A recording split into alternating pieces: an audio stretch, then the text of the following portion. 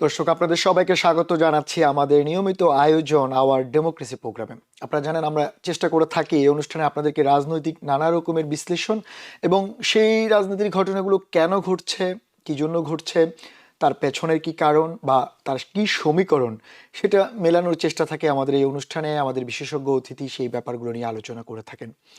আমরা শুরুতেই যে ব্যাপারটি নিয়ে কথা বলতে চাই সেটি হচ্ছে, আপনারা জানেন যে ইরানের সঙ্গে আমেরিকার যে যুদ্ধ সেটি 2 মাস হতে চললো, কিন্তু এখনো কোনো সমাধান তো নেই, বরং প্রতিদিনই নাটকীয় মোড় নিচ্ছে এই যুদ্ধ। একবার এক এক দেশ, এক এক দেশের যে প্রতিনিধিরা তারা নতুন নতুন কথা বলছেন, নতুন নতুন শর্ত দিচ্ছেন। যেমনটি এখন প্রেসিডেন্ট ট্রাম্প বলছেন, উনি প্রজেক্ট ফ্রিডম নামে উনি একটি প্রজেক্ট চালু করেছেন। এতদিন উনি হরমুজ প্রণালীকে ব্লকেডের কথা বলেছেন, এখন উনি ওপেন করার কথা বলছেন, তবে সেখানে অনেক শর্ত যুক্ত আছে। সেটা যেমন সত্য, তার পাশাপাশি ইরানের পক্ষ থেকে যেটি বলা হচ্ছে, তারা দাবি করছে তারা আমেরিকার যে শিপ সেটিতে আক্রমণ করেছে, যদিও বা আমেরিকার সিনকমের পক্ষ থেকে বলা হয়েছে না, তারা তেমনটি কোনো আক্রমণ করেনি। চেষ্টা করা হয়েছিল এবং ইউএই আরব আমিরাতের পক্ষ থেকে মিসাইল হামলায় বরং ইরানেরই 19টি ছোট বড় বোট অথবা জাহাজ ধ্বংস করার দাবি করা হয়েছে। তার মানে পাল্টি দাবি চলছে কে কাকে ধ্বংস করছে বা আক্রমণ করছে, আর সবগুলো কেন্দ্র হচ্ছে সে একটি জায়গায়, হরমুজ প্রণালী। আবারও চীনের মধ্যে আসলো হরমুজ প্রণালী, মাঝখানে একটু কম ছিল, এখন আবার নতুন করে হরমুজ প্রণালী সামনে চলে এসেছে। ইরান আমেরিকা যুদ্ধে যেমনটি মনে হচ্ছিল যে খুব দ্রুত এই যুদ্ধ শেষ হতে চললো বা যেটাকে বলা হচ্ছে যুদ্ধবিরতি, মনে হচ্ছে না, সেটি বোধহয় আবার নতুন করে ঝামেলা তৈরি করেছে। সেটি কি ঝামেলা তৈরি করেছে এবং এখন আসলে কোন বাঁকের দিকে যাচ্ছে এই যুদ্ধ? আদৌ কি যুদ্ধবিরতি হবে? আদৌ কি এই যুদ্ধের কোনো সমাধান পৌঁছতে পারবে ইরান এবং আমেরিকা? সেটি নিয়ে আমরা আলোচনা করতে চাই। আপনারা অবশ্যই আমাদের সঙ্গে থাকবেন। আর তার সঙ্গে আমরা আলোচনা করব, আপনি জানেন যে একটি অভূতপূর্ব ঘটনা ঘটেছে, বিশেষ করে বাংলাদেশের প্রতিবেশী দেশ ভারতের যে বিধানসভা নির্বাচন হয়েছে, 5টি বিধানসভা নির্বাচন, সেখানে বেশ কিছু ঘটনা ঘটেছে। কারণ ভারতের বিধানসভা নির্বাচন নিয়ে বাংলাদেশের মানুষের, সেই বিশেষ করে বাংলা ভাষাভাষী মানুষের ব্যাপক আগ্রহ রয়েছে। কারণ প্রথমবারের মতো আসলে দীর্ঘদিনের যেটাকে বলা হয় যে আরেক রাজনীতিকবিদ বিশ্বে, বিশেষ করে ভারতীয় উপমহাদেশে, মমতা বন্দ্যোপাধ্যায়, ওনার পতন হয়েছে, 15 বছরের শাসন পতন হয়েছে পশ্চিমবঙ্গে বিজেপির উত্থানের মধ্য দিয়ে, যেটি আসলেই একটি চমকপ্রদ ঘটনা বলা হচ্ছে বিজেপির পক্ষ থেকে। যদিও বা মমতা বন্দ্যোপাধ্যায়ের পক্ষ থেকে বলা হচ্ছে এই নির্বাচনে বিজেপি প্রায় 100টিরও বেশি আসনে কারচুপি করেছে বা জোট চুরি বা যেটাকে বলা হয় যে তাদের সঙ্গে লুট করা হয়েছে, উনি তেমনটা দাবি করেছেন। কিন্তু বিজেপি দাবি করছে যে আবারও মোদি ঝড়, মোদি ইফেক্ট এই পশ্চিমবঙ্গে কাজ করেছে। বিজেপি অনেকদিন ধরে চেষ্টা করছিল পশ্চিমবঙ্গ দখল করার, এবং সেটি দখলের মধ্য দিয়ে মূলত ভারতের বেশ কিছু রাজ্যে বিজেপির আধিপত্য তৈরি হলো। সেই আধিপত্য আসলে কি একনায়কতন্ত্রের দিকে যাচ্ছে কিনা সেটি নিয়ে আমরা কথা বলবো। তবে এর মধ্যে আরেকটি ব্যতিক্রম, সেটি হচ্ছে থালাপতি বিজয়। সেটি উনি প্রথমবারের মতো ভারতের তামিলনাড়ুতে, উনি ভারতের চলচ্চিত্রের একজন নায়ক।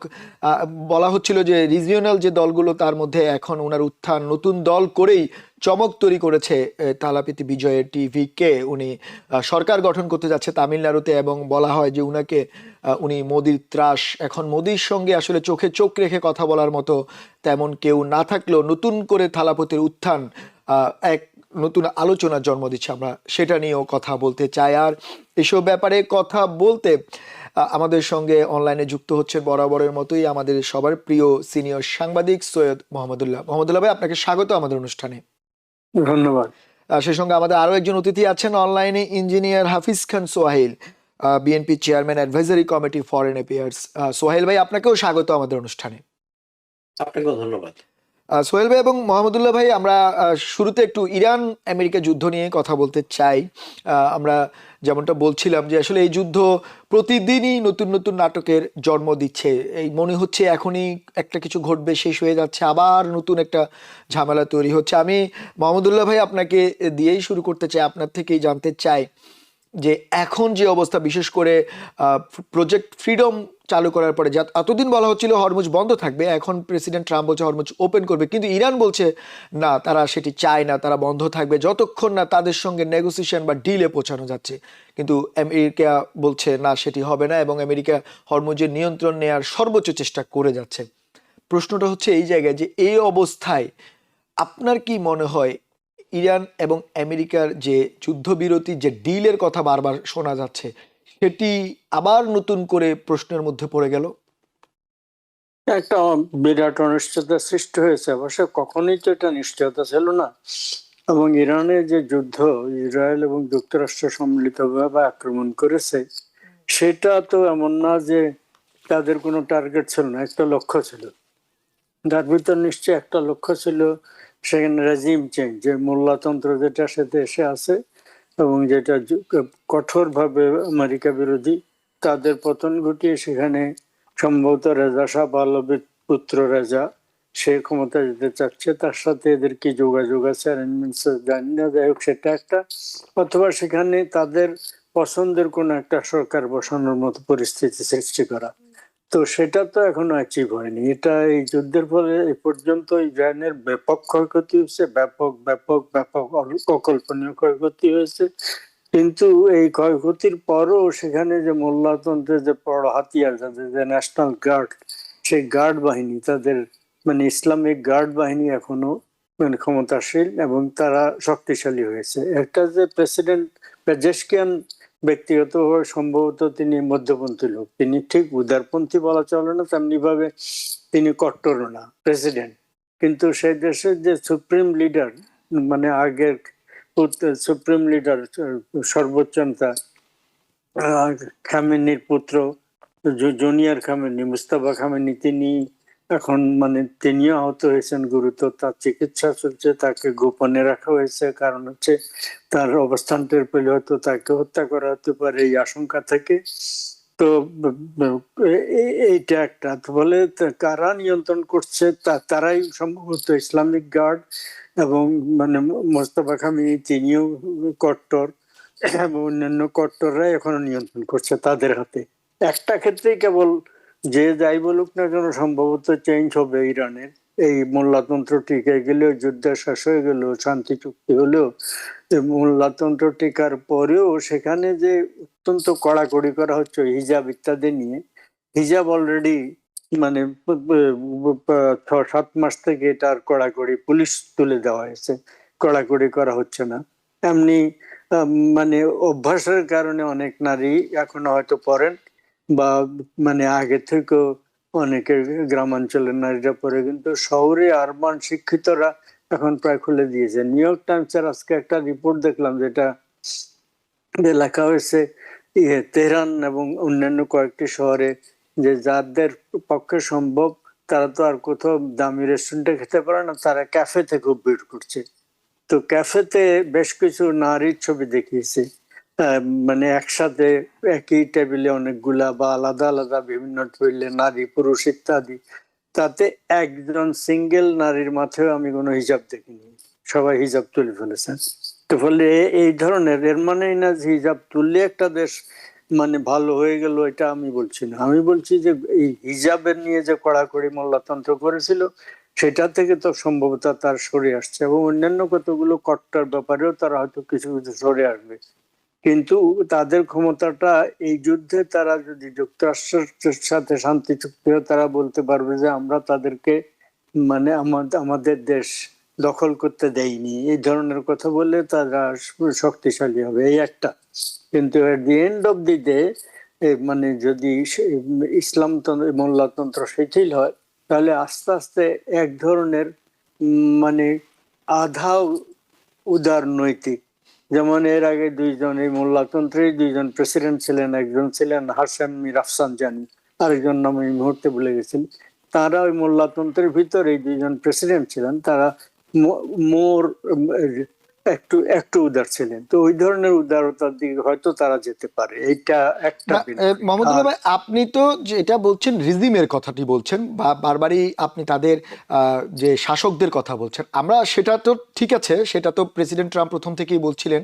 কিন্তু এখন যে যুদ্ধের অবস্থা, বিশেষ করে ইরানে 2 মাস পরও ইরান যে ক্ষেপণাস্ত্র বা মিসাইল মারছে, বা এরই মধ্যে আজকেও ইরান দাবি করেছে আমেরিকার একটি শিপে তারা আক্রমণ করেছে। এই প্রশ্নটা হচ্ছে ওই জায়গায় যে এই 2 মাস পরেও ইরান এত মিসাইল, এত অস্ত্র কোথা থেকে পায়, এবং কিসের জোরে তারা এখনো পর্যন্ত আমেরিকার সঙ্গে যুদ্ধটা কন্টিনিউ করে যাচ্ছে? তাদের কিছু কিছু অস্ত্র এখনো আছে, অস্ত্রের ভান্ডার অনেকটা, অস্ত্র উৎপাদনের কারখানাগুলো, অস্ত্রের ভান্ডার অনেকাংশে ধ্বংস করে দেওয়া হয়েছে, কিন্তু এখনো কিছু আছে। তারা পাহাড়ের গবরে, মানে পাথরের পাহাড়ের গবরে তারা গুলো রেখেছে, সেখান থেকে আস্তে আস্তে বের করে, এই ধরনের।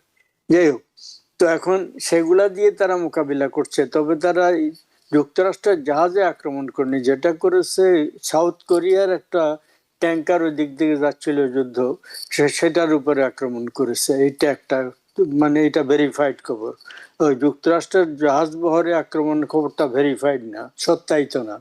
আর একটা হচ্ছে তারা কাতার এবং ওমানে তাদের কিছু আক্রমণ তারা সর্বশেষ করেছে।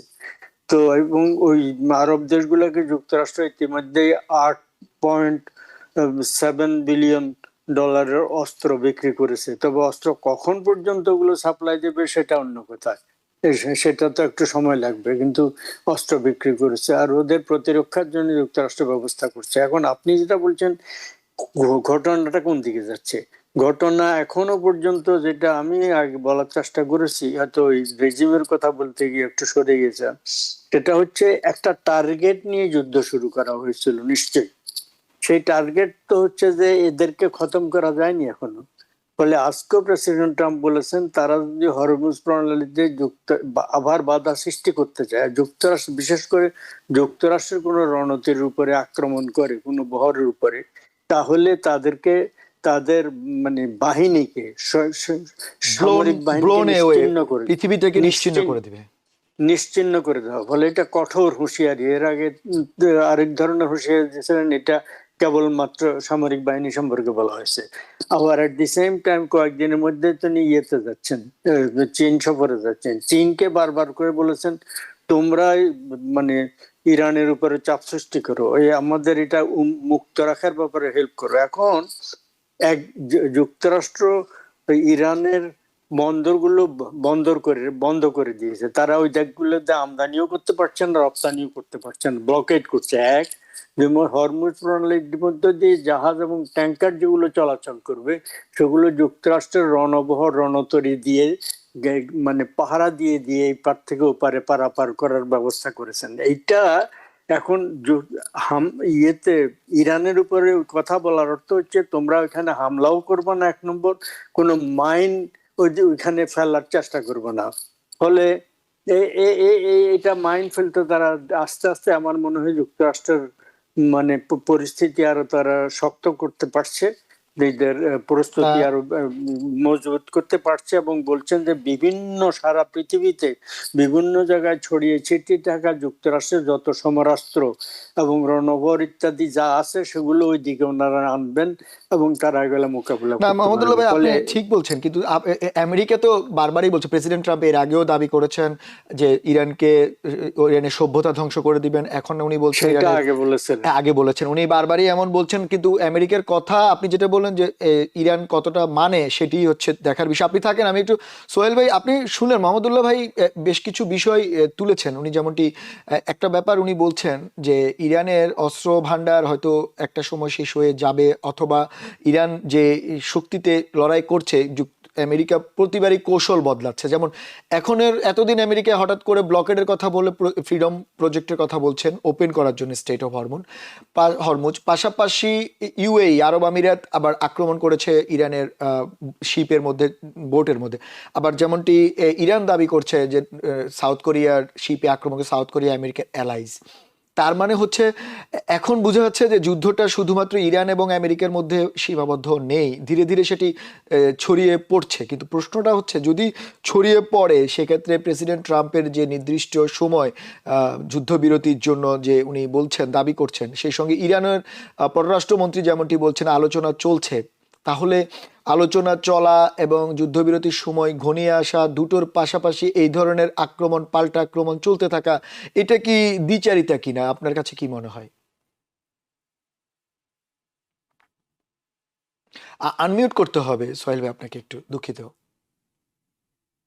ধন্যবাদ। হ্যাঁ। আজকের আমি টিভিতে দেখতেছিলাম যে ইউএই তে যে আক্রমণ হয়েছে তেলের শস্য শোষণাটা করে, আহ, আহ, ওনরা বলছে এটা ইরান আক্রমণ করেছে, আর ইরান বলছে তারা আক্রমণ করেনি, কিন্তু কারা করেছে এটা বোঝা যাচ্ছে না।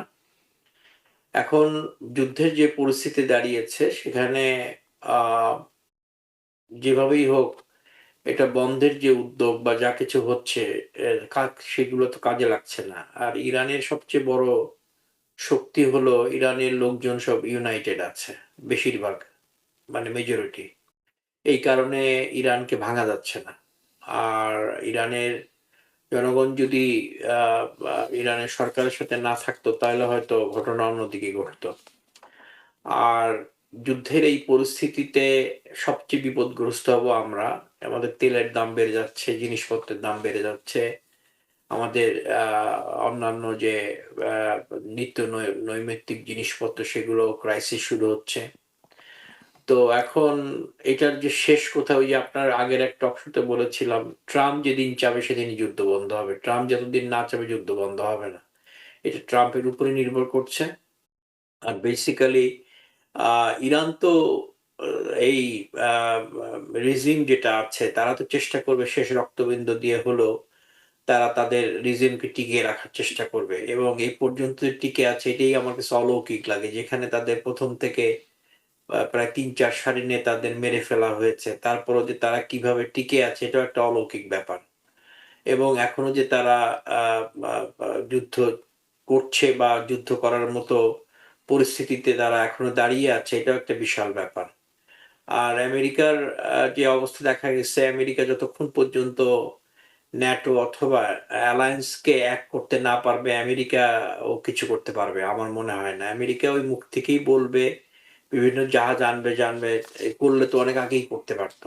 এখানে দেখতে হবে যে ইউরোপিয়ান নেটো অথবা এই যে আমেরিকান যে এয়ারলাইন্স যেগুলো সবসময় আমেরিকার সাথে থাকতো যুদ্ধে, সবসময় যে মানে আমেরিকার পক্ষ হয়ে এগিয়ে আসে, তারা যেহেতু নাই, এটাই আমেরিকার জন্য একটা সমস্যা। যার কারণে আমেরিকা এককভাবে করার চেষ্টা করছে। কিন্তু আমার কাছে কেন জানি মনে হচ্ছে যে যে পর্যায়ে এখন আসছে, এখানে প্রেসিডেন্ট ট্রাম্পের উপর নির্ভর করছে যুদ্ধ বন্ধ করবে কি করবে না। না, কিন্তু এখন সোহেল ভাই আপনি এর আগেও বলেছেন প্রেসিডেন্ট ট্রাম্পের উপর নির্ভর করছে, কিন্তু প্রেসিডেন্ট ট্রাম্প একটু আগে আবার আপনি পাশাপাশি এটাও বললেন যে গ্যাসের দাম বেড়ে যাচ্ছে, জীবনযাত্রার মান বাড়ছে, প্রায় আমেরিকার অনেক স্টেটে গ্যাসের দাম প্রায় $6 প্লাস হয়ে গিয়েছে, ইভেন নিউ ইয়র্কেও আপনার $4.5 উপরে চলে গিয়েছে। তার মানে অর্থনীতির অবস্থা খুবই খারাপের দিকে যাচ্ছে। এটা একটা দিক। আরেকটা দিক হচ্ছে এই যুদ্ধটা যত চলবে তাতে করে প্রেসিডেন্ট ট্রাম্পের জনপ্রিয়তাতেও এক ধরনের প্রশ্ন তৈরি হচ্ছে, কারণ সামনে মধ্যবর্তী নির্বাচন। তাহলে এতগুলো সমস্যা রেখে প্রেসিডেন্ট ট্রাম্প কেন যুদ্ধ শেষ করতে চায় না? এখানে ট্রাম্পের একটা হিসাব আছে। তারও এই অস্ত্র বিক্রি, মিডল ইস্টের কাছে অস্ত্র বিক্রি, তারপরে স্টক মার্কেটের নিয়ন্ত্রণ, এগুলো সবকিছু মিলে তারও একটা হিসাব আছে, সে যেহেতু ব্যবসায়ী। তো আমার কাছে কেন জানি মনে হয় যে বন্ধ হয়ে যাবে ডেফিনেটলি। আপনার মধ্যবর্তী নির্বাচনের আগেই যুদ্ধ বন্ধ হবে, বেশ কিছুদিন আগেই যুদ্ধ বন্ধ হবে। তো এখনো শেষ পর্যন্ত এখন কবে যে হবে সেটাই দেখার বিষয়। কারণ একমাত্র প্রেসিডেন্ট ট্রাম্প ছাড়া এই যুদ্ধ বন্ধ করার মতো সক্ষমতা বা তার সাথে ডিল করার মতো আর কেউ অপরপক্ষে নেই। সুতরাং তাকেই সিদ্ধান্ত নিতে হবে সে কি করবে। আর সে যত দ্রুত এটা সিদ্ধান্ত নিতে পারবে রিপাবলিকান পার্টির জন্য তত মঙ্গলজনক হবে। তা না হলে তাদের ভরাডুবি হবে ভবিষ্যতে। এবং এই কারণেই আমি মনে করি আমাদের দেখা ছাড়া কোনো উপায় নেই। না, এই যে তাহলে তাহলে সোহেল ভাই, আপনি কি ইরানের কোনো দায় দেখছেন না? ইরানকে তো এগিয়ে আসতে হবে, কারণ ইরানও তো বারবার একটার পর একটা হুমকি ধমকি দিয়ে যাচ্ছে। যেমনটি আমাদের মোহাম্মদুল্লাহ ভাই বললো, ইরানেরও অস্ত্র ভান্ডার শেষ হয়ে আসছে। সেক্ষেত্রে শুধু প্রেসিডেন্ট ট্রাম্পই যুদ্ধ শেষ করবে, তো ইরানকেও তো এগিয়ে আসতে হবে। এই যেমনটি ইরান যেমন। আপনি ইরান কিভাবে আগাবে? ইরানকে আগাতে হলে তো আপনি ইরানের আস্থায় আনতে হবে। ইরান তো আমেরিকাকে বিশ্বাস করে না। আমেরিকাকে তো ইরান কেন, কোনো দেশই বিশ্বাস করছে না এই মুহূর্তে। কারণ তারা যেভাবে যুদ্ধ পরিস্থিতি আলোচনা করে, আবার ঠিক সেই মুহূর্তেই আবার অ্যাটাক করে এবং ঠিক তখনই আবার অপোজিট কাজ করে। সুতরাং সেই আস্থার জায়গায় না আনতে পারলে তো আপনি অপোজিশন আসবে না বা ইরান আসবে না। ইরান তো আপনি, তারা তো ডু অর ডাই, তারা তো অলরেডি ধ্বংসের শেষ পর্যায়ে চলে আসছে আমাদের মানে যতটুকু দেখি আর কি। কিন্তু তারা ততক্ষণ পর্যন্ত এখন এক্সিস্ট করতেছে আমার ধারণা ওই যে ইউনিটি, লোকাল লোকজন সব যারা আছে বেশি 100% না হলেও 80% তারা অল ইউনাইটেড, যার কারণে তাদেরকে ভাঙা যাচ্ছে না, যার কারণে তারা এখনো স্ট্যান্ড বাই রয়েছে। আপনি আমাদের স্বাধীনতার কথা চিন্তা করেন না কেন? আমাদের 71 যুদ্ধের সময় আমাদের এই পাকিস্তানের এত বড় একটা বাহিনী যখন অ্যাটাক করলো, আমাদের এই যে লুঙ্গি পরা কৃষক শ্রমিক জনতা এই 303 রাইফেল নিয়ে নেমে যুদ্ধ করছে কিভাবে? বিকজ লোকাল পিপুল সব ইউনাইটেড ছিল। ভিয়েতনামের কথা চিন্তা করেন, ভিয়েতনামে কেন আমেরিকা হারলো? সেম থিং, লোকাল পিপুলরা ইউনাইটেড ছিল ভিয়েতনামে। সো আপনাকে দেখতে হবে ইরানের পিপুলরা যতক্ষণ পর্যন্ত ইউনাইটেড থাকবে আপনি তাদেরকে ভাঙতে পারবেন না। তাদের যে রিজমই থাকুক এটি এক্সিস্ট করে যাবে। আর এন্ড অফ দ্য ডেতে ইরানের থেকেও সবচেয়ে বড় ক্ষতির সম্মুখীন হচ্ছে আমরা। আমরা যারা মধ্যভোগী পণ্য বা নিম্ন নিম্ন মধ্যবিত্ত পরিবার যারা আছে বেশিরভাগ ক্ষেত্রে, তাদের তেল কিনতে যে পয়সা খরচ করা লাগতো তার থেকে এখন ডবল করা লাগছে। নিত্য প্রয়োজনীয় জিনিসপত্রের দাম বেড়ে যাচ্ছে। তারপরে আবার অনিশ্চয়তা, আপনি প্লেনের টিকিট গুলো দেখেন কত দাম বেড়ে গেছে। সবকিছু মিলে আপনি একটা সাধারণ মানুষের জীবন ব্যয় যে পর্যায়ে নিয়ে যাওয়া হয়েছে, এটা তো খুবই খারাপ লক্ষণ, এটা তো ভালো লক্ষণ না। আপনি এখান থেকে বেরোয় আসতে হবে। এখন ইরানকে বলেন ইরান কেন আসবে? ইরান আসবে কোন মুখ থেকে? আপনি ইরানকে ডেকে এনে আবার ইরানকে মারতেছেন, তাহলে ওরা আসবে কেন?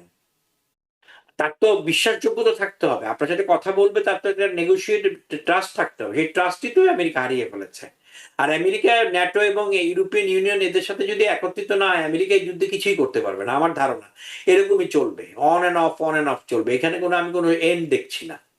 আচ্ছা, আপনি কোনো শেষ দেখতে পাচ্ছেন না, আপনি ইরানের জনগণের ইউনিটির কথা বলছেন। আমি একটু মোহাম্মদুল্লাহ ভাই আপনার কাছ থেকে এটি একটু ছোট্ট করে জানতে চাই, যেমনটি আমাদের সোহেল ভাই যেটি বলছেন যে আস্থাহীনতার জায়গায় এই যুদ্ধ না থামার পেছনে সবচেয়ে বড় কারণ হচ্ছে আস্থাহীনতা। কেউ কাউকে বিশ্বাস করতে পারছে না। আপনিও কি সেটা মনে করেন? এটা তো একটা ডেফিনেটলি কারণ, কিন্তু এটা এই যুদ্ধের কারণে হয়েছে কি, যেটা উনি বললেন যে যুক্তরাষ্ট্রে বা সারা পৃথিবীতে নিত্য প্রয়োজনীয় পণ্য থেকে সবকিছুর দাম বেড়ে যাচ্ছে। তো আগামী বছর, এই বছরের মধ্যবর্তী নির্বাচন সামনে রেখে রিপাবলিকান পার্টির জনপ্রিয়তা খুব মানে ক্ষুণ্ণ হবে, খর্ব হবে, এটা একটা আশঙ্কা আছে। এবং সেজন্য রিপাবলিকান পার্টির পক্ষ থেকে এক ধরনের চাপ আছে প্রেসিডেন্টের উপরে যুদ্ধটা তাড়াতাড়ি শেষ করার জন্য। এটা একটা কারণে তিনি হয়তো যুদ্ধ শেষ করার দিকে এগিয়ে যাবেন। কিন্তু আমার কেন যেন ভেতরে ভেতরে মনে হচ্ছে যে যে তারা যে কারণে যুদ্ধ শুরু করেছিলেন সেটা একেবারে অ্যাচিভ কিছু না হলে, সেই পলিটিক্যাল এজেন্ডা, সেই স্ট্র্যাটেজিক এজেন্ডা তারা যুদ্ধবৃত্তিতে যাবেন তা নাও হতে পারে। তো সেই জন্য এটা আরো স্থায়ী হওয়ার সম্ভাবনা আছে। এমনিতে রিয়ালিস্টিক্যালি যুক্তরাষ্ট্রের এবং পৃথিবীর অর্থনীতির কথা বিবেচনা করলে সেটা আরো তাড়াতাড়ি দ্রুত শেষ করার জন্য যুক্তরাষ্ট্র উদ্যোগ নিতে পারে। যুক্তরাষ্ট্র সেই ধরনের প্রস্তাবে যে সব প্রস্তাব ইরান দিয়েছে সেগুলো ওনারা বিবেচনা করছেন, এনাফ না এই সমস্ত কথা প্রেসিডেন্ট ট্রাম্প বলছেন। তো সেটা তারা বিবেচনায় নিয়ে পাকিস্তানের মাধ্যমে কথাবার্তা হচ্ছে। আরো কয়েকটি দেশ, কাতারও এখানে ইনভলভ হয়েছে, ওমানও ইনভলভ হয়েছে এদের মাধ্যমে, রাশিয়াও ইনভলভ হয়েছে। রাশিয়ার প্রেসিডেন্টের সাথে যুক্তরাষ্ট্রের প্রেসিডেন্টের সম্পর্ক কিন্তু ভালো। তো ফলে এই সমস্ত কে গুরুত্ব দিয়ে তিনি হয়তো যুদ্ধ শেষের দিকে যেতে পারতেন। কিন্তু আমার মনে হয় যে এজেন্ডা, টার্গেট নিয়ে তারা শুরু করেছেন সেটা অন্ততপক্ষে অনেকাংশে অ্যাচিভ না হলে, তারা যদি মনে করেন অ্যাচিভ হয়েছে, একটা জিনিস তো অ্যাচিভ হয়েছে ডেফিনেটলি, সেটা হচ্ছে ইরানের যে অন্যান্য, ইরানকে সন্ত্রাসী রাষ্ট্র বলা হয়, তার যে মানে পাখাগুলো ছিল, হেজবুল্লাহ, হুতি রেবেলস ইত্যাদি, এগুলো সব শেষ করে দেওয়া হয়েছে প্রায়। মানে তাদের একেবারেই খুবই করুণ অবস্থা, তাদের খুব সামান্যভাবে তারা বেঁচে আছে, কিছু কিছু অস্ত্রশস্ত্র আছে তাদের। তো ফলে ইরান আগে যতটা, এবং সিরিয়াতে তারা ছিল, সিরিয়াতে আর তারা নেই, সেখানে নেই। ইরাকেও তাদের সমর্থন এখন অনেক কম, তাদের লোক কম, ফলে তাদের পাখা কেটে দেওয়া হয়েছে এটাকে বিবেচনা নিয়ে, এবং তাদের সামরিক বাহিনীকে অনেক দুর্বল করে দেওয়া হয়েছে, সমস্ত বানানোর ক্ষমতা অনেক দুর্বল করে দেওয়া হয়েছে, ধ্বংস করে দেওয়া হয়েছে। এটাকে ওনাদের অ্যাচিভ করা হয়েছে যুদ্ধের এইম অনেকাংশে। এটা যদি ভেবে তারা নিরস্ত হন, তাহলে যুদ্ধ তাড়াতাড়ি শেষ করতে পারবেন তারা। আচ্ছা, অন্যথায় যদি তারা মনে করেন রেজিম চেঞ্জ, তাদের যে আরেকটা গোল, সেটা না করা পর্যন্ত তারা মানে যুদ্ধ থামাবেন না, তাহলে আরো আমাদেরকে অপেক্ষা করতে হবে, দেখা যাক কি হয়। সেটা দুঃখিত। সেটা যেমনই সত্য, কিন্তু আপনি যে কথাটি বললেন, মানে অর্থনীতির কথা আপনিও বললেন, সোহেল ভাইও বললেন, কিন্তু আমরা আজকে ওয়াল স্ট্রিট জার্নালের একটি রিপোর্টে দেখলাম যে যুদ্ধ পরবর্তী সময়ে ইরানেরও অর্থনীতি রমরমা, তেলের ব্যবসা, এবং আমেরিকারও তেলের রপ্তানি বেশ রমরমা। দুই দেশই আসলে ব্যবসায়িকগতভাবে এবং অস্ত্র ব্যবসায়ীরও বেশ রমরমা অবস্থা, শুধুমাত্র সাধারণ মানুষই বেশ ভোগান্তির মধ্যে আছে। দেখা যাক কি হয়, আমাদের নজর সেদিকে থাকবে। আমরা একটু অন্য আলোচনা আসতে চাই, একটু আমেরিকা ইরানের যুদ্ধের পাশাপাশি আসলে আমরা বেশ কিছুদিন ধরে, গত 2 মাস ধরে এটি নিয়ে আলোচনা করলাম, কিন্তু এখন আরেকটি বিষয় নিয়ে আলোচনা করতে চাই। সেটি হচ্ছে নতুন, আপনারা জানেন যে ভারতের বিধানসভা নির্বাচন, ভারতের নির্বাচন, যদিও বা এটি জাতীয় নির্বাচন নয়, বিধানসভা নির্বাচন, তারপরেও বাংলাদেশের প্রেক্ষাপট বা বাংলা ভাষাভাষীর প্রেক্ষাপট চিন্তা করলে সেটি আসলেই একটি সিগনিফিক্যান্ট। কারণ হচ্ছে আপনারা দুজনই জানেন যে মমতা বন্দ্যোপাধ্যায়, যাকে বলা হয় একজন আসলে একজন ত্যাগী নেত্রী, এবং তার যে উত্থান, তার যে রাজনৈতিক যে মতাদর্শ, বিশেষ করে নরেন্দ্র মোদীর এই আধিপত্যের সময় একমাত্র নরেন্দ্র মোদীর সঙ্গে চোখে চোখ রেখে লড়াই করা, এবং গত 3টি নির্বাচন, বিশেষ করে গত নির্বাচনে নরেন্দ্র মোদী বিজেপিকে হারানো, কিন্তু সেই মমতা বন্দ্যোপাধ্যায় এবার কিন্তু হার মানতে বাধ্য হলো, এবং বিপুল ব্যবধানে ভারতের জনতা পার্টি বিজেপির কাছে মমতা বন্দ্যোপাধ্যায়ের তৃণমূল কংগ্রেস পরাজিত হয়েছে। বিশেষ করে মমতা বন্দ্যোপাধ্যায় তার নিজের আসনে হেরে গিয়েছে শুভেন্দু অধিকারীর কাছে। আমি একটু, যেহেতু সোহেল ভাই আপনি রাজনীতি করেন, আপনাকে দিয়ে এটা একটু আপনার থেকেই শুরুতে জানতে চাই যে এই যে বিজেপির উত্থান পশ্চিমবঙ্গে, যেটাকে পশ্চিমবঙ্গে বলা হয় যে পশ্চিমবঙ্গের বাঙালিরা সাধারণত একটু লিবারেল, তারা ধর্মভিত্তিক রাজনীতিকে তেমন পছন্দ করে না, তারা মাঝামাঝি থাকতে পছন্দ করে, কিন্তু তারপরও দেখলাম আমরা এই পশ্চিমবঙ্গে বিজেপি উত্থান, এবং মমতা বন্দ্যোপাধ্যায় যে অভিযোগ করেছেন বিজেপি তার যত ধরনের গভর্নমেন্টের ডিপার্টমেন্ট সবগুলো কাজে লাগিয়েছে, তারপরে মমতা বন্দ্যোপাধ্যায়কে পরাজিত করেছে। কিন্তু বিজেপির এই পশ্চিমবঙ্গ উত্থানের কারণে আপনার কি মনে হয় যে ভারতীয় রাজনীতি তথা এই ভারতের প্রতিবেশী রাজনীতিতে বিজেপির আরো বেশি ডমিনেটিং পাওয়া শুরু হবে?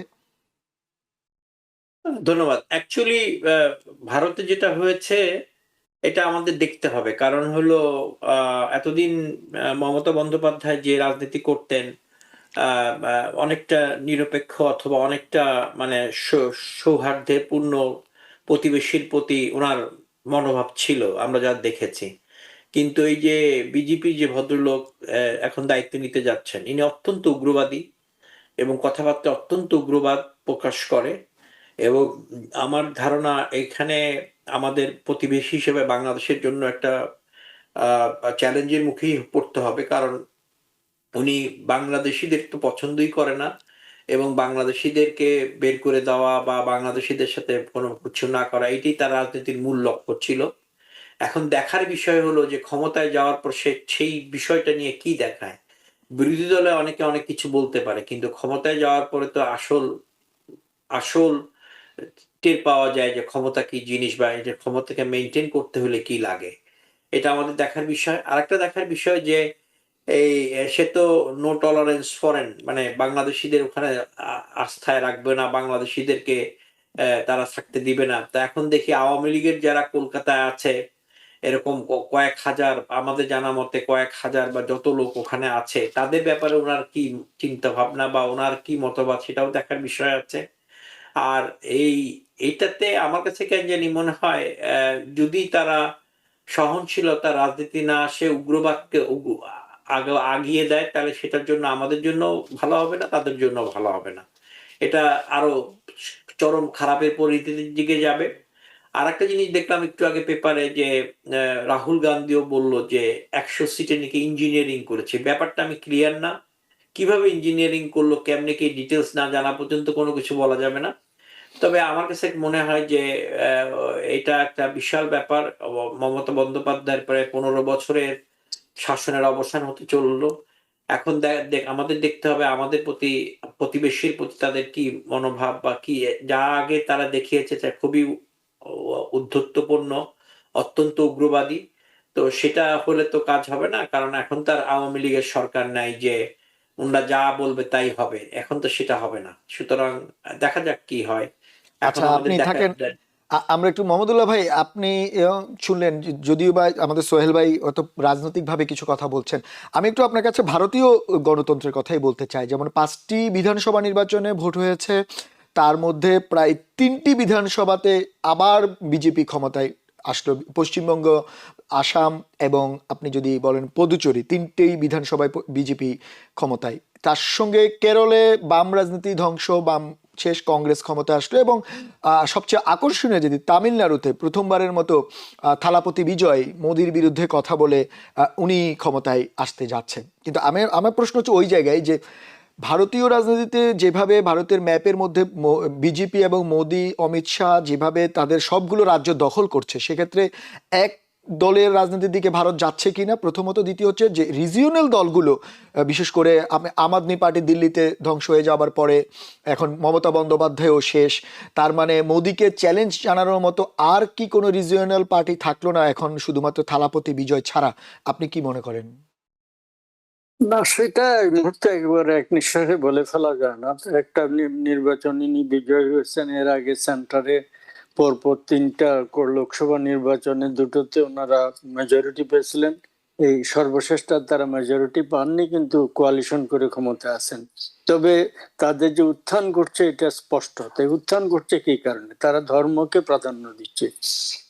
হিন্দু রাজত্ব কায়েম করা, রাম রাজত্ব কায়েম করা, রাম রাজ, জিও জিও রাম জিও, এই ধরনের স্লোগান ইত্যাদি। যাই হোক, এটা একটা আপনার মনে আছে কয়েক বছর আগে যখন আরেকটা নির্বাচন হল, লোকসভা নির্বাচন, তখন এই যে ইয়েতে বারাণসীতে, যে অযোধ্যায় তিনি রামের একটা মানে বিশাল করে মন্দির তৈরি করেছেন, যেখানে ইয়ে ছিল, মুসলমানদের বাবরি মসজিদ ছিল, ধ্বংস করা হয়েছিল, এবং সেই ধ্বংসের ব্যাপারে তিনিও নেতৃত্ব দিয়েছিলেন। যাই হোক, সেখানে মসজিদ তারা মন্দির করেছেন বিশাল করে রামের, মানে শিশু রামের মূর্তি তৈরি করেছেন, প্রতিমূর্তি খুব চমৎকার করে, বিরাট করে, সম্ভবত সোনা দিয়ে ইত্যাদি এত কিছু করেছেন। বিরাট রেল স্টেশন করেছেন, বিরাট পর্যটন কেন্দ্র করেছেন, বিরাট এয়ারপোর্ট করেছেন।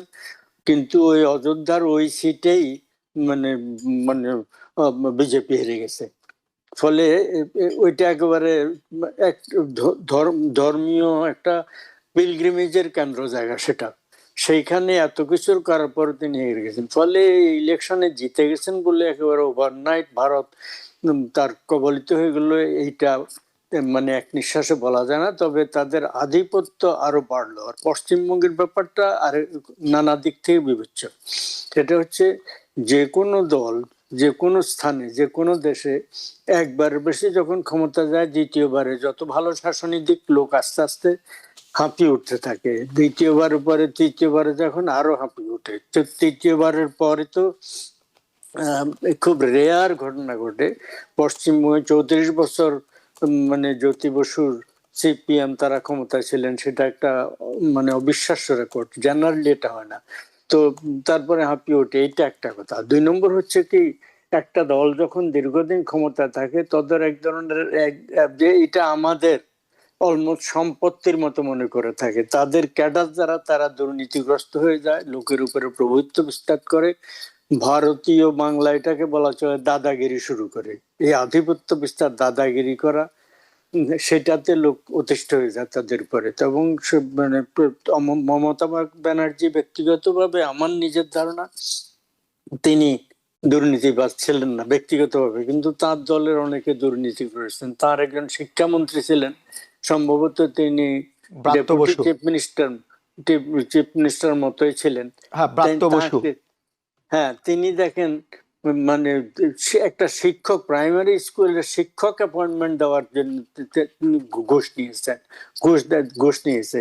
এটা ভারতে এতদিন হওয়ার পরে এত সব অসাধারণ ঘটনা, বাংলাদেশ পাকিস্তান মতন নানা ধরনের টালমাটাল হয়েছে, ওখানে এই ধরনের হওয়ার পরে এই ধরনের দুর্নীতি রন্ধ্রে রন্ধ্রে প্রবেশ করেছে এবং তার কয়েকজন মন্ত্রী বিভিন্নভাবে ধরা পড়েছেন, তাদের বিরুদ্ধে তদন্ত হয়েছে। এগুলো এটা একটা দিক। তাদের বিরুদ্ধে জনগণ হাঁপিয়ে উঠছিল, তাদের দুর্নীতি দুইটা। তারপরে আরজি করে যে হাসপাতালে এক নার্সকে রেপ করার পরে মেরে ফেলা হয়েছে, সেটার ব্যাপারে তার যে দলের অবস্থান, সরকারের অবস্থান, সেটাতে অনেক নারী ক্ষুব্ধ হয়েছে। এই 3 নম্বর। 4 নম্বর হচ্ছে এই আপনার ধর্মীয় উন্মাদনাকে খুব বেশি উস্কে দিয়েছে এবং সেটা প্রসার করতে সক্ষম হয়েছে বিজেপি ভয়ঙ্কর ভাবে। আর যেটা বলা হয়েছে, মানে আপনার অন্য বিজ্ঞ আলোচক যেটা উল্লেখ করেন, আওয়ামী লীগাররা সেই দেশে তো ইমিগ্রেন্ট হিসাবে যায়নি, তাদের কথা আলাদা। তাদেরকে মানে সেটা হচ্ছে এরা বাংলাদেশি বললে কাদেরকে মিন করে। বাংলাদেশ থেকে তাদের সিএএ, সিটিজেন্স অ্যামেন্ডমেন্ট অ্যাক্ট করেছে 4-5 বছর আগে, যেটা শেখ হাসিনা পর্যন্ত সমালোচনা করেছিলেন, যেটা ঠিক করা হয়নি। সেই সিটিজেন্স অ্যামেন্ডমেন্ট অ্যাক্ট অনুসারে আরো তিনটা ডিফারেন্ট রিলেটেড, মানে ইমিগ্রেশন রিলেটেড, বহিরাগত রিলেটেড আইন করেছেন তারা। সেটার কারণে ভারতের থেকে অন্য কোনো দেশের হিন্দুরা যদি সে দেশে যায়, তাদেরকে যেতে দেওয়া হবে এবং তাদেরকে এক্সপেডাইটেড রেসিডেন্সি এবং সিটিজেনশিপ দেওয়া হবে। অহিন্দু যদি যায় তাদেরকে দেওয়া হবে না। এইটার জন্য প্রটেস্ট হয়েছিল স্পেন। আচ্ছা, তো আমি ওটা তো বাংলাদেশি বলতে তিনি কাকে মিন করছেন? না মোহাম্মদুল্লাহ ভাই, বাংলাদেশ সেটা সেটা ভিন্ন বিতর্কের বিষয়। না, এটা আমি এখানে দরকার আছে আপনার আলোচনা। সোহেল বাংলাদেশি ভাই, আমরা সোহেল ভাইকে সেটা তারা প্রশ্ন করব, সমস্যা নেই। আমি আপনার কাছ থেকে আরেকটা জিনিস যেটি জানতে চাই, আমরা যতই আলোচনা করি যে আসলে যে উপমহাদেশীয় রাজনীতিতে মমতা বন্দ্যোপাধ্যায়ের উত্থান, মাত্র 29 বছর বয়স, মানে ছোটবেলা থেকে রাজনীতি, এই লড়াই করে করে 3বারের মুখ্যমন্ত্রী, তারপরে ভারতের বিভিন্ন মন্ত্রণালয়ে ছিলেন, একজন নারী হয়ে তার যে স্যাক্রিফাইস এবং সে যে উত্থান, বিশেষ করে বিজেপির মতো নরেন্দ্র মোদী, অমিত শাহ, তাদের মতো দলের বিরুদ্ধে বা তাদের ফিগারের সঙ্গে মমতা বন্দ্যোপাধ্যায় বলা গেলে একাই লড়াই করেছেন গত কয়েক বছর ধরে। আমরা যদি দেখি, সেই মমতা বন্দ্যোপাধ্যায় এবার নিজের আসনও হারলো এবং বলা যায় তার রাজনৈতিক কেরিয়ার হুমকির মুখে। তো সেক্ষেত্রে মানে এই যে উপমহাদেশীয় রাজনীতি থেকে আপনি কি দেখছেন যে আরো একজন রাজনীতিবিদ, বিশেষ করে যে প্রগতিশীল ধারা যারা রাজনীতি করে, তার কারণে ক্ষতির সম্মুখীন হতে পারে এই উপমহাদেশীয় রাজনীতিতে? তিনি খুব প্রগতিশীল ছিলেন তা না, তিনি সেন্ট্রিস্ট ছিলেন। তিনি অসাম্প্রদায়িক ব্যক্তি ছিলেন কিন্তু সেন্ট্রিস্ট ছিলেন, এটা সত্য কথা, ওই মধ্যপন্থী। কিন্তু উপমহাদেশের রাজনীতি, বিশেষ করে বাংলাদেশের রাজনীতি প্রভাবিত হতে পারে এবং ভারতে যদি উগ্রবাদ, সাম্প্রদায়িকতা প্রসার লাভ করে, বিশেষ করে বাংলাদেশকে এখন ঘিরে ফেলেছে ত্রিপুরা রাজ্য, পশ্চিমবঙ্গ, আসাম, এরা সব এখন বিজেপির কবলিত এবং সবাই বাংলাদেশের বিরুদ্ধে সর্বক্ষণ তাদের অত্যন্ত উচ্চকিত, কঠোর, অসহিষ্ণু সব বক্তব্য, তাদের সাম্প্রদায়িক সব বক্তব্য। এই কারণে মানে ওইখানে সাম্প্রদায়িকতা যত বাড়বে, এবং আমার একেবারে নিঃশ্বাস পড়ছে যেখানে, তাদের নিঃশ্বাস আমাদের ঘাড়ে পড়ছে, ব্রেদিং ডাউন আওয়ার নেক, সেটার কারণে এইখানকার সাম্প্রদায়িক শক্তি বাংলাদেশে অলরেডি জামাত ইসলামী বিপুলভাবে সুসংগঠিত হয়ে গেছে, অন্যান্য ইসলামিস্টরা, মোল্লারা। তো তখন ওখানে যত উগ্রবাদ প্রসারিত হবে, আমাদের উগ্রবাদের হাতে সেটা একটা উগ্রবাদ আরো প্রসার করার জন্য, সাম্প্রদায়িকতা আরো প্রসার করার জন্য একটা সুযোগ তৈরি করে দেবে, তাদেরকে অস্ত্র দেবে।